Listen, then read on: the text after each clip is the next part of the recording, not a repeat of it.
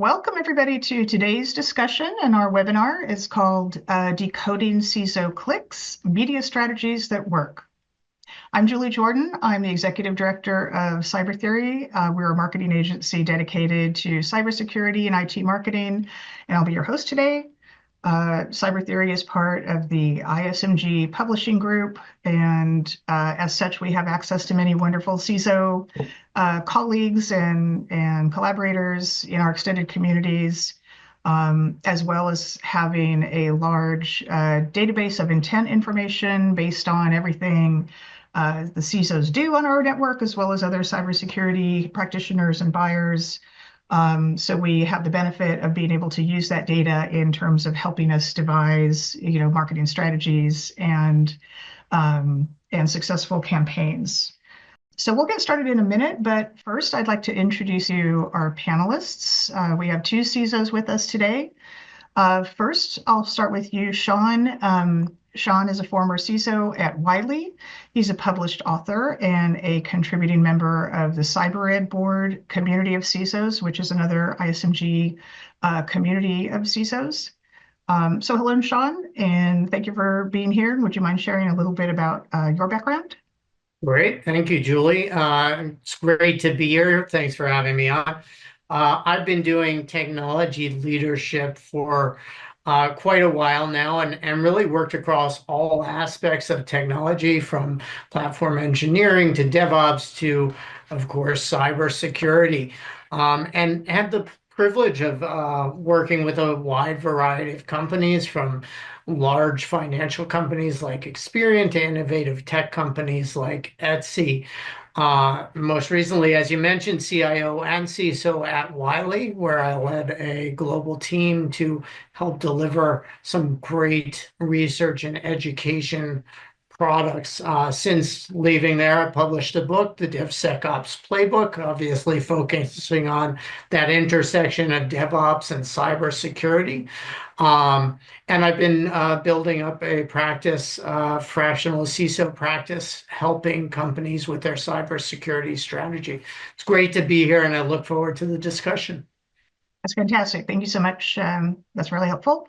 And next we have Richard Bird, and Richard is the Chief Security Officer at Traceable AI. Richard's one of our go-to cybersecurity gurus, frequently with an extensive background in identity and access management, as well as other cybersecurity topics and disciplines. So hello, Richard, and would you mind giving us a little more detail as well on your background? Sure. In my case, I ran away and played hooky from the enterprise in the corporate world about 8 years ago. I spent 25 years in the corporate world in technology executive management roles, first in IT operations, which led me to a CIO role, and then into security in the early days of centralized cybersecurity or information security as it was coming up in the banking sector. So I spent about 16 or 17 years of my my technology career in banking or financial services and fintech, which unfortunately turned me into an unwitting and non-volunteer expert in regulatory and compliance demands. But now coming to the startup side of the equation, the solution side, I still maintain a role as a buyer of technologies, as I have operational roles plus market-facing roles. And that gives me an opportunity to actually see how the solutions startup side of the world is addressing issues of marketing and messaging, both as a member of a team that's trying to do it to the market, and then as a consumer of everybody hitting me up with cold calls and emails and everything, and LinkedIn invites to take a look at their solutions. So really happy to be here as always. Always enjoy any opportunity to have a conversation with Cyber Theory. Wonderful. Yeah, and it's really interesting to have that dual side of being marketed to and being a marketer, for the company that you're supporting at the moment too. So that's very interesting. Okay, so next we have Lauren Geary, and Lauren is Cyber Theory's head of global inbound strategy, providing strategic consulting and media planning for Cyber Theory clients. So hello, Lauren, and do you have anything that you'd like to add about your background? Excited to be here and joining the conversation today. Okay, so let's move into our first topic here, which is basically what are the channels that CISOs use and where we can devise some of our media strategies to intersect with those channels. And I'll start with a couple of comments here from our position at Cyber Theory. We know that CISOs can be a very tough and skeptical audience. Obviously, they're senior executives. They're constantly under stress and in battle. And things that are marketing and sales related are typically very low on their priority list. So getting them to engage can be challenging. So, we have to start with the basics, which is where are they? What messages work for them? What content offers are useful for them? What, techniques and tactics are helpful for them in terms of getting them to engage and maybe take a meeting. So as part of that overall process, we start with where are they? And I have a favorite quote here. Charlie Munger said it, to be a good investor, you have to go where the fish are. So, we're looking for where you as CISOs already are, and where you go for your information sources. I would say we could discuss personally and professionally, and perhaps our marketers can intersect with you at those places. So I think we'll start with you, Sean, today. So can you tell us a little bit about your favorite information sources for cybersecurity or your work information? Sure. Yeah, absolutely. It's an interesting question because we do have information coming at us from all sorts of different directions. And in today's world, personally, I love interactive channels, right? Ones where I don't just sit and consume media, but I'm actually able to interact with it. I think one of my favorite recently, and this is in part because I'm participating in them, is the actually ISMG roundtables, which are great. They're dinner events, and you get to sit down with cybersecurity leaders and vendors and learn about what their biggest challenges are, and really just have that discussion about, hey, how did you solve that problem? Right? It isn't ad, it isn't a media channel trying to feed you some information, but it's both information and the opportunity to network and build some relationships. For similar reasons, I've been liking Threads. I spend some time on there, and certainly like the interactivity there, as well as the Cyber Ed Board community, right? Which is a private community. It's like a Threads or a LinkedIn, but it's private. So there's much more opportunity to deal with potentially sensitive information and really target cybersecurity leaders so you get both the right audience and the right feedback. LinkedIn for professional to professional input. I think that's great for both building your own personal brand and also those relationships. I do some podcasts, although not on the cybersecurity front. Mostly that's just for, general news sources, making sure I'm up to date on, the latest happenings around the world as they do affect our business and cybersecurity every day. And would you mind sharing what those podcasts are if they're Sure. I mean, nothing too exciting, NPR every morning and catch up on the news and see what's going on there. I catch I think it's NBC Nightly News in the morning, when I get out of bed, just to make sure I'm up on the latest on what's going on. That's great. I think those news channels are, potentially an underused, media strategy where, most business people, especially as you get in the senior ranks, are, paying attention to news, and there's so much that can affect your role. So Yeah, that's a really good point. absolutely. I think to be a good leader, we have to be aware of global politics and local politics and what's going on in the world around us. Absolutely. Well, that's interesting. So, Richard, how about you? What are some of your favorite sources for maybe first cybersecurity trends and information news, and then maybe for just even relaxation time content, general content? Yeah, when I look at the environment, I mean, LinkedIn, is definitely kind of a what I would call a community carousel for me. And I really was thinking about my use of LinkedIn to stay informed, and I realized what I really use LinkedIn for is to follow a number of people whose voices I want to hear from throughout the course of a given day. And not to laundry list or name drop, but Chris Roberts and Matt Rose and Brian Krebs and Chris Krebs and Jen Easterly and I don't think that I was really recognizing that that was what I was really looking at LinkedIn for, because those are the voices that I kind of trust to give me indications about what's going on in any particular day or any particular market.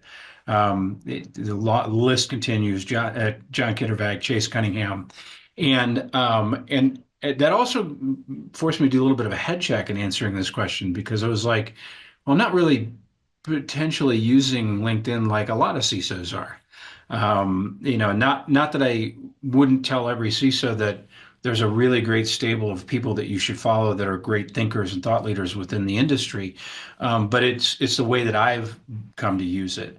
And when I'm looking for professional information that goes deeper, I have found that I've inclined towards cybersecurity podcasts.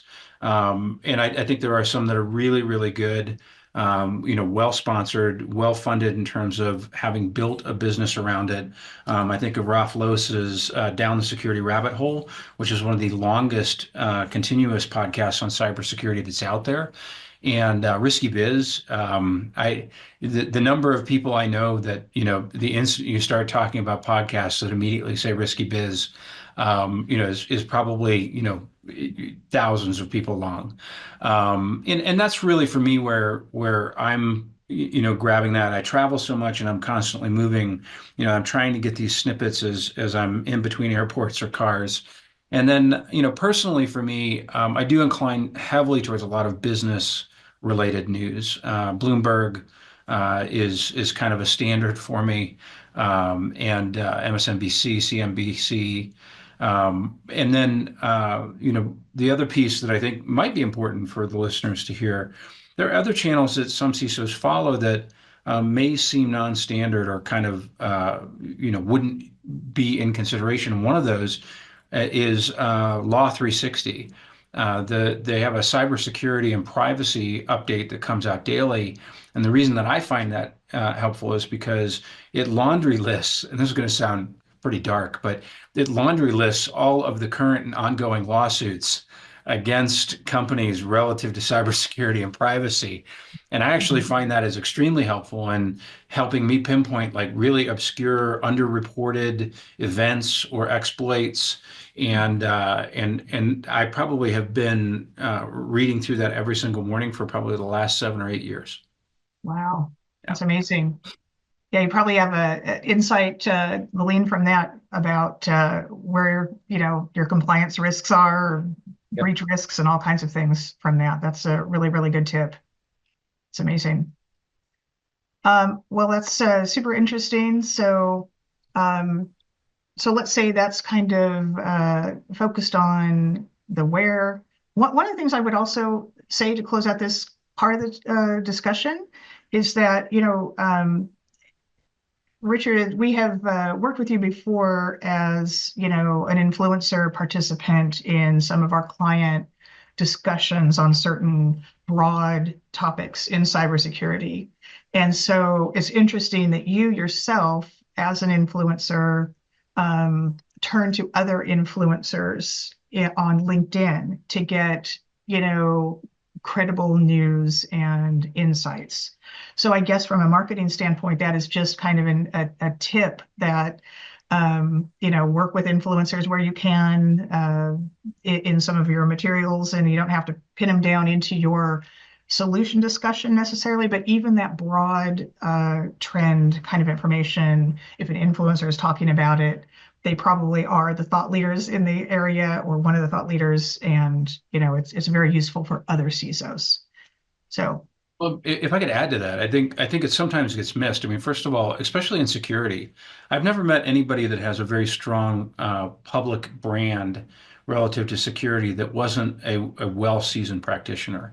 The market has a very strong filter for nonsense, and so the really interesting thing, not having done this before until just a few years ago, is when I talk to my CISO colleagues that have never left that corporate fold, they go, "Well, why are you so up to date on everything?" I'm like, "Because I have time." I have time to go research everything. I have time to listen to all of these things, which I did not have when I was a practicing CISO on the enterprise side. And that value of time allows folks that are in those thought leadership and influencer roles to be much deeper and broader in any particular subject matter. to actually have the time to gain that expertise, Yeah. is amazing. Cool. Okay. Well, that's super interesting. So how about we move on to the next topic, specifically around Google Ads and paid search. And Lauren, I'll turn it over to you to lead the discussion there. Yeah, so as Julie mentioned, wanted to talk a little bit about Google Ads and banner ads, and if you ever click on them. So I know here at Cyber Theory, we find a lot of PPC to still drive value for vendors, as we're targeting really the buying committee, the practitioners and the lieutenants, more so maybe than the CISOs themselves. And we've seen the greatest benefit when building this into a larger media plan, where we're really able to amplify the message that we're also running across other channels, and really focus that budget on those more niche keywords so that we are targeting those people that may be further along in the funnel. So I guess, Richard, we can start with you. Do you ever click on Google Ads or banner ads? And if so, what encourages your click? I never click on them. However, I think that because of what we talked about at the very beginning of the discussion, which is this kind of weird bifurcated life that I have of having been a longtime buyer. I'm still a buyer, but now also being on the selling side of the equation and the marketing side of the equation. And I worry that the way that Google Ads in particular work is that companies are, put into this like Fight Club scenario in a basement, and you're taking swings at each other, not to present value to potential customers in those ads, but to fight over the top line keywords and the top line SEO terms. And you're basically in this death spiral auction of trying to buy those words just to get the entry point to have that set of eyes or that click executed by a security practitioner or a CISO.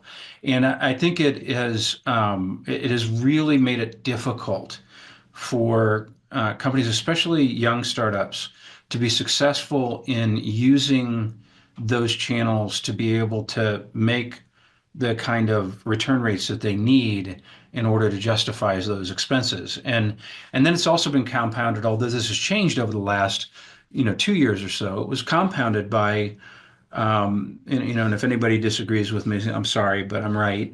That is compounded by excessive funding rounds in young startups in the stealth and the A rounds, where they were given massive amounts of money, and you would see 20-30% of those run-ups on their funding being driven directly into these ad channels, which did nothing more than escalate all the prices for those things.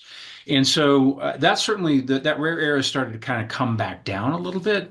But I think that for me, I worry that Google Ads are just a tremendous amount of noise that don't contribute to my learning or understanding about what it is your solution does. And because it's so noisy, I'm just turned off by that mass retail blast that I get, when I'm on websites.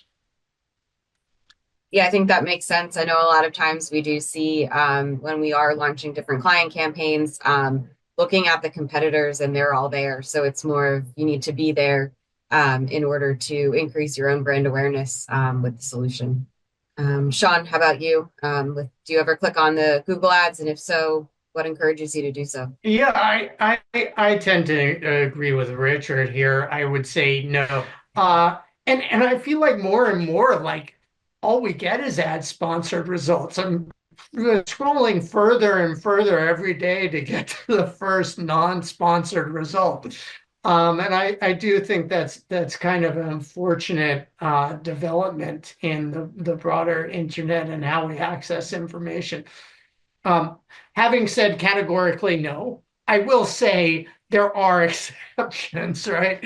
And I think specifically like if there's very specific information that's very timely, and it really hits the mark, if it's a very specific thing, I'm not finding it in other results. There have been times where I will go there.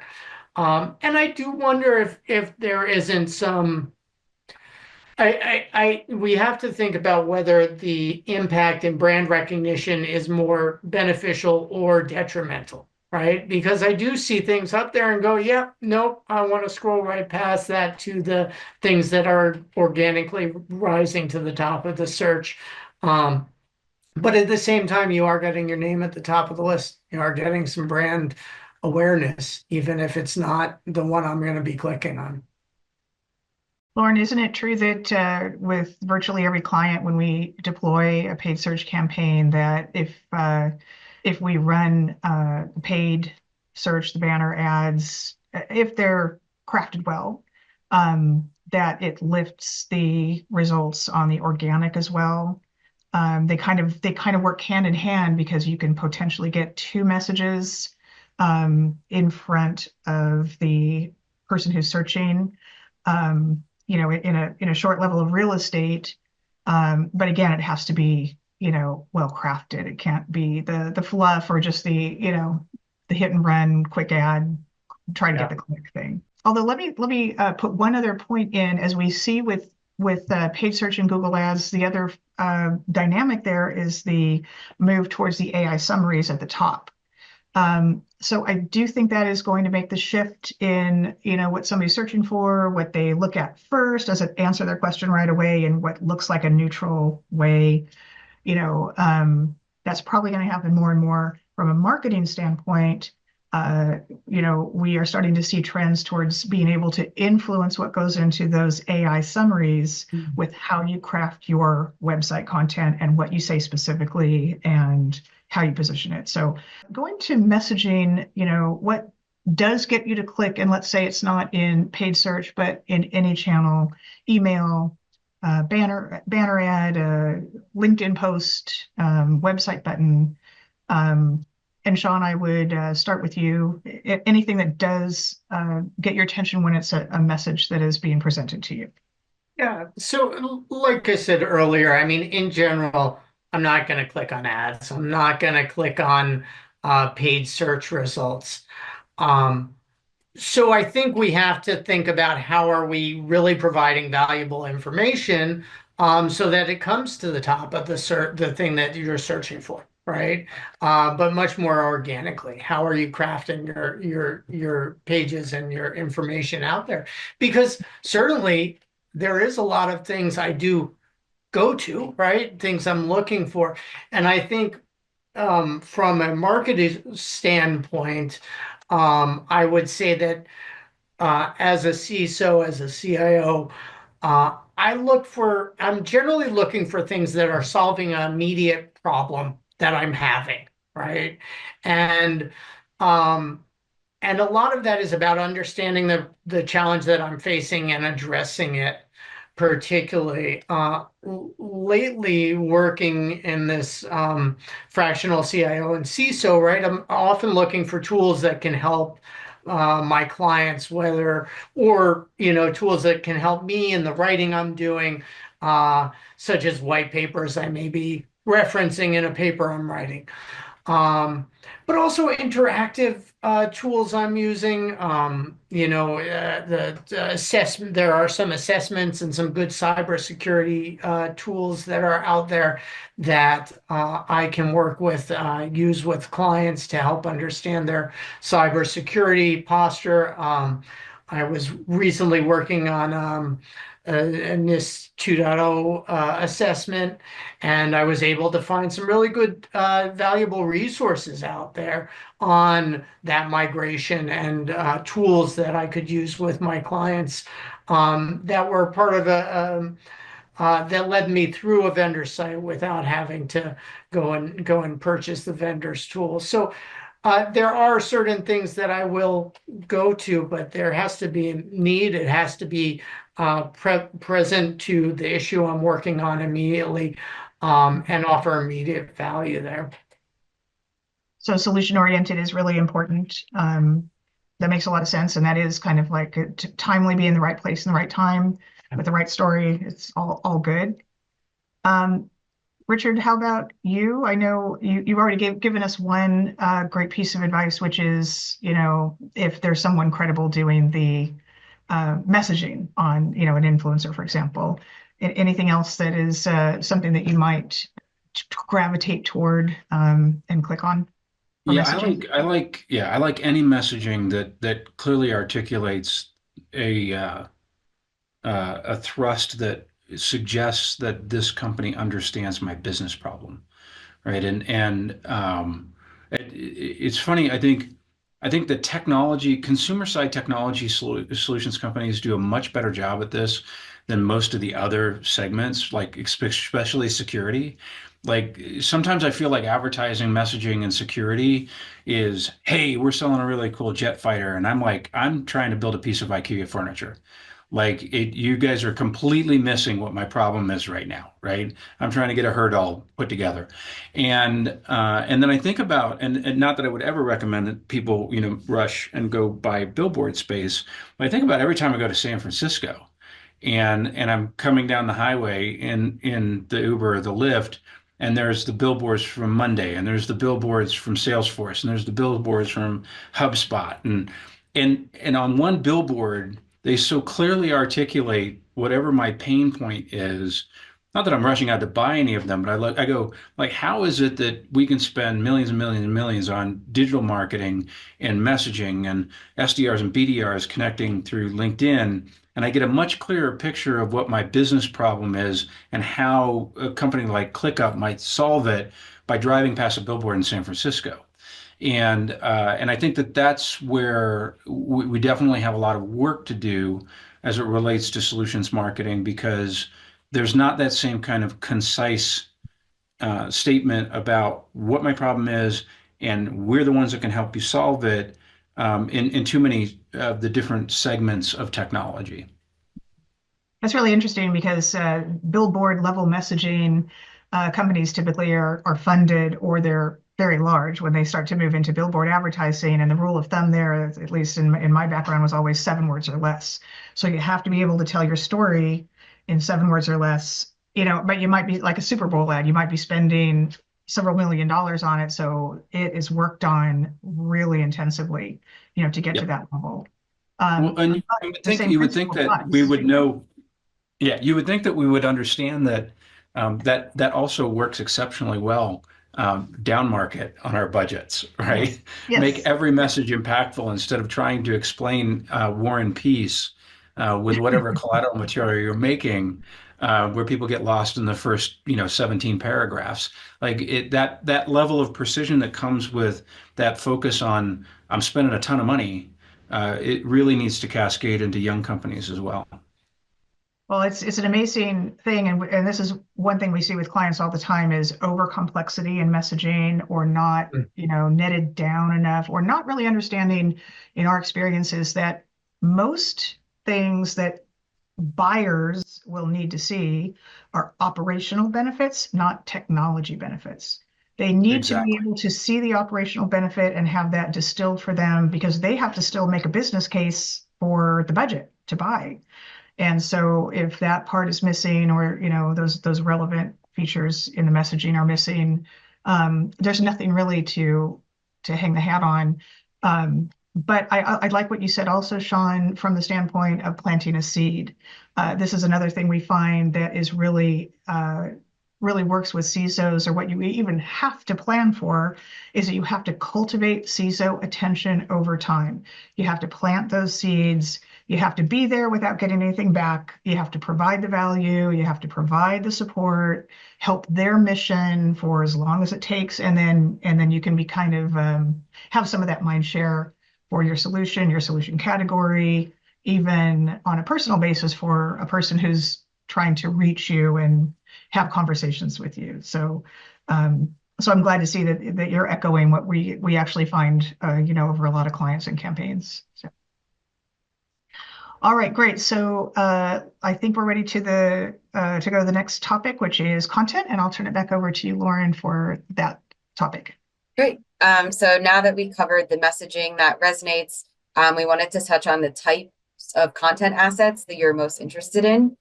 So I know the market today is saturated with a lot of different content, including blogs, white papers, videos, webinars, PDFs. So what types of content are you most interested in and most likely to engage with? Sean, we can start with you. Sure. And I think I've hit on a couple of these, but a lot of that for me is about interactivity, is about content that fosters engagement with it rather than just static content. I think I have been brought into the maelstrom of short attention span content as well. So certainly often targeted towards more shorter form content rather than reading. Unless I'm doing like specific research for my book, I'm not up to reading a 30-page white paper in general. The networking opportunities. I mean, I love the opportunity to learn and learn from my peers and learn about their challenges. In general, just learning opportunities, right? There's always something new. There's always something more that I can expand in terms of my skills and knowledge. So love content that's going to help me learn. Now, having said that, I think you have to take a step back and think about what the need is, right? And the format of the content has to fit the need. Like I said, if I'm researching for my next book, a white paper or a research paper is going to be the right content type, right? If I'm on a road trip, right, then maybe I need a podcast because it's really, I don't think full self-driving is quite there yet. Yeah, and I can't read a white paper while going across the country. If I'm learning a new topic, then maybe it's a video or a lecture, and interactive, ways I can actually try out the learning. So I think we have to think about both what it is that you're trying to achieve and then match the content types to that when we're thinking about what the content we engage with is. That's great. Richard, did you want to add anything to that? Yeah, I really love material that clearly shows that particularly a cybersecurity solution provider, clearly shows that they understand more about risks and attack surfaces and attack methods than I do. That they're pulling back the curtain and showing you all of this new undiscovered territory that their solution is oriented towards solving. And I think about more mature segments in cybersecurity, like, is there really anything new that somebody can tell me about a WAF or a CDN? Like, are there any new discoveries there? But then I look at, like, just the flood of AI marketing that's coming out for security things, and I'm like, is the only problem really poison models? Like, what about AI, operational security, and what about, so when you look at it, the collateral material needs to be presenting something unique that obviously it needs to orient and realign back to your solution. But I really like organizations that are taking what they're learning and pushing those into, like, they have a research group, or they have they have individuals that are deep diving and finding all of this new stuff. Another document that just tells me how to configure something to fix whatever that particular problem might be, just isn't compelling. So I think that's probably the shortest way to answer that question. I like collateral material that's compelling. I don't, like you, John, I don't need to read another white paper about the same thing that I've been reading for the last 17 years. I think that indicates that, when you're a marketer creating content, that you need to go to the most in-depth experts that you can find to bring that true expertise into the content, because anything less is not going to resonate, and it probably won't have enough even to make it to the surface and have a CISO be interested in clicking on it. So, your deep experts within your organization who actually are, understanding the challenges that they're trying to solve with the technology solution or service, and what they see on the ground. I mean, we find occasionally things like, interview blogs of those in those roles. What's the latest? What's the trend? What do you actually see? Anyway, that expertise level in the content is really important.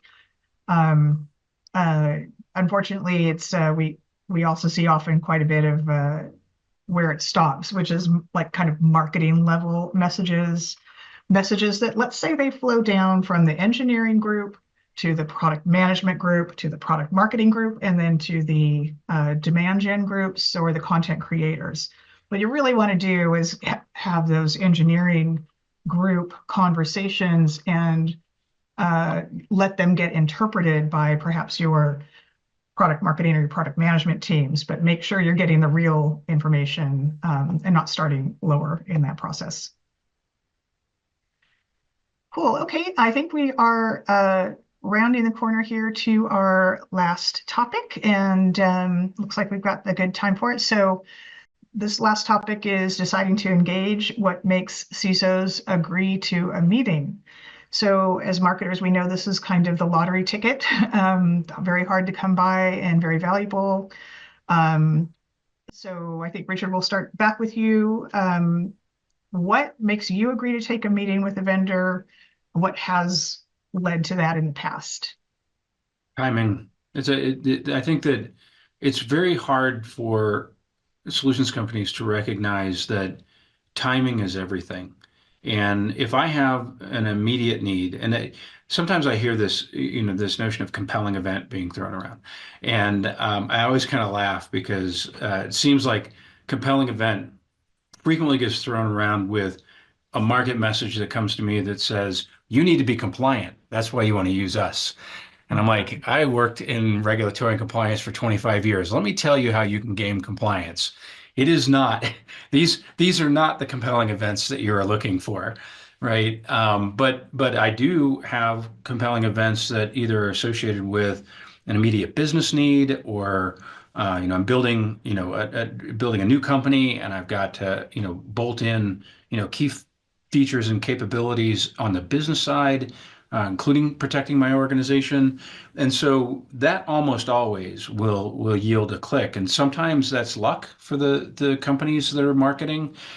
Sometimes that's intentionality, where those companies, those marketing teams are doing research, ABM motions, those types of things, where they've dug into companies' 10Ks, they've dug into companies' collateral material, what they're publishing on their own websites. And I think that nets more chance or probability of a meeting or taking a demo from me, knowing that as I'm, getting your messaging, it's very clear you're doing your homework.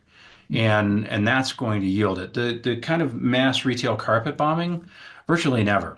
is it going to yield a meeting? And I knew, a lot of the LinkedIn messaging, a lot of personalization, a lot of great, talent out there that's, doing that individual buyer digging.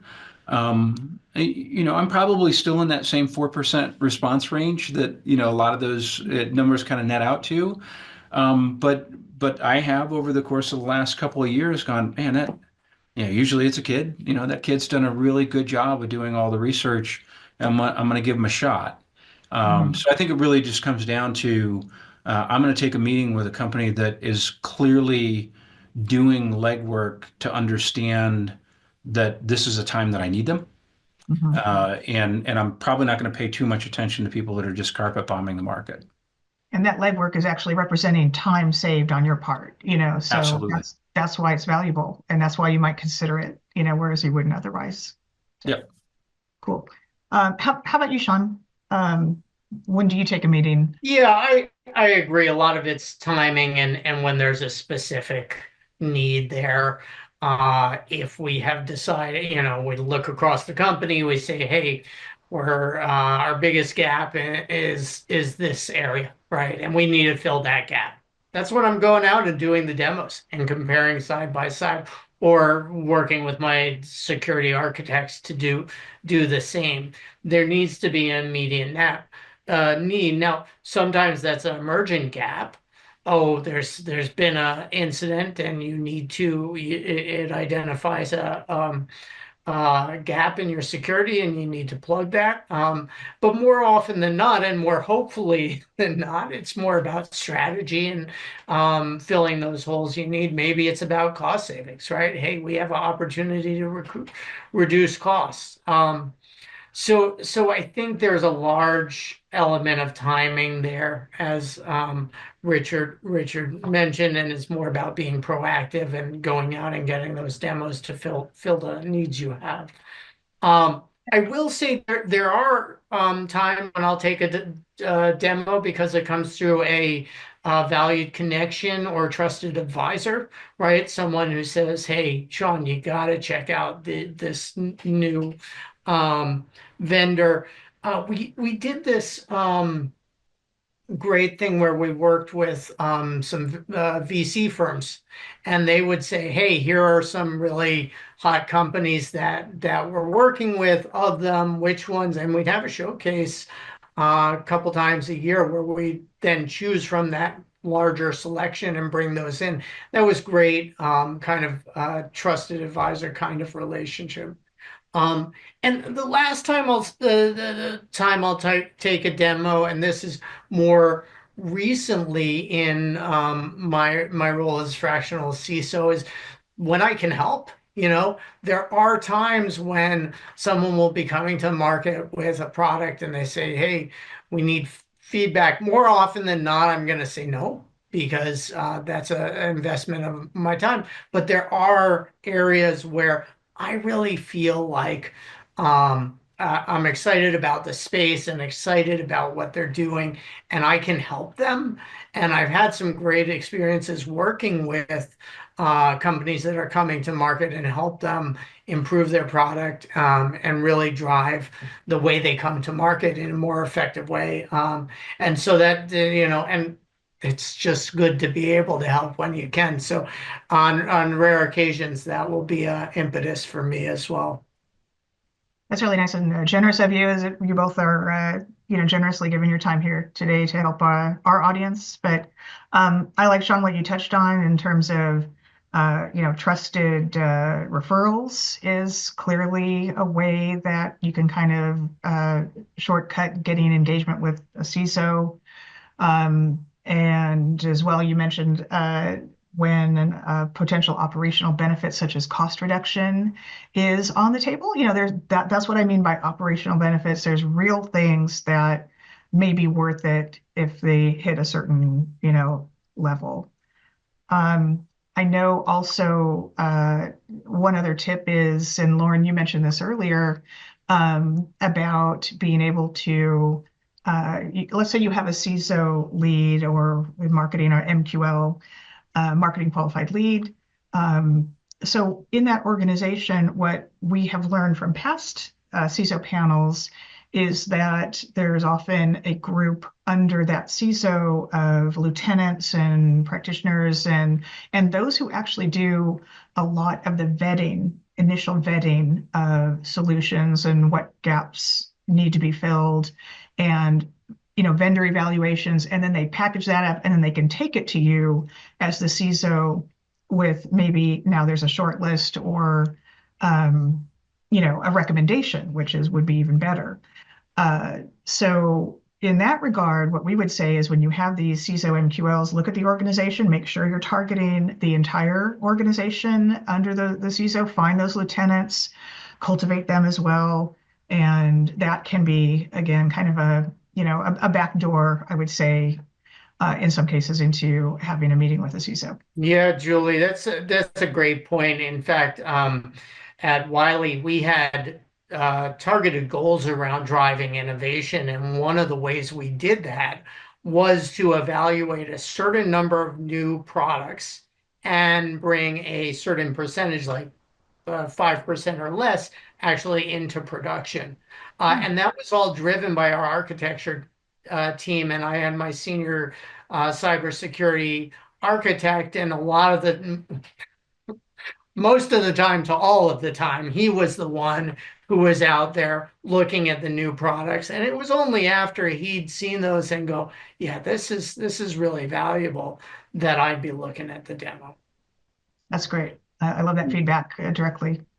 Well, and I just quickly add, I think sometimes the reality gets lost on startup companies, and I'm going to say startups companies in particular, but even larger companies, they miss the fact that a CISO is a practicing member of the executive team, right? And large percentages of his or her time are devoted to things that have nothing to do with security, right? If you're leading a large organization, you are dependent upon your next level down and that next level down to be understanding what's going on in the marketplace.